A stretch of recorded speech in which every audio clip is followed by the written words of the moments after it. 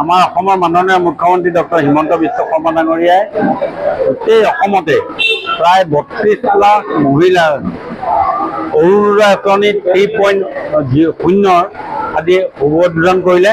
আজিৰ পৰা দুঘণ্টা সময়ৰ ভিতৰতে গোটেই অসমত ৩০ লাখ মহিলাৰ একেলগে তেওঁলোকে ১২৫০ টকাকৈ অৰুণোদয় আঁচনি সোমাই যাব আৰু এই আঁচনি সম্প্ৰসাৰিত হৈ আগন্তুক দিনত আৰু বহুত তাৰ লগতে অন্তৰ্ভুক্তি কৰাৰ যি ব্যৱস্থা কৰিছে অসমৰ মাননীয় মুখ্যমন্ত্ৰী মহোদয়ক মই বিশেষভাৱে ধন্যবাদ দিছোঁ।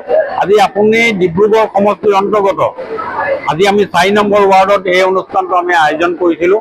আমি এই ৪ নম্বৰ ৱাৰ্ডতে প্ৰায় ৬০০কৈ বেছি মহিলাই এই আঁচনিৰ দ্বাৰা অন্তৰ্ভুক্ত কৰা হৈছে আৰু ডিব্ৰুগড়ত প্ৰায় ২৮,৬১৭ গৰাকী মহিলা এই দুঘণ্টা সময়ৰ ভিতৰত অসমৰ বা দেশৰ এটা সৰ্ববৃহৎ আঁচনি আজি অৰুণোদয় সকলোৰে অন্তৰ্ভুক্তি হৈছে আৰু এই আঁচনিৰ জৰিয়তে অসমৰ বছৰি প্ৰায় ৫,০০০ কোটি টকা অসম চৰকাৰৰ খৰচ হ'ব।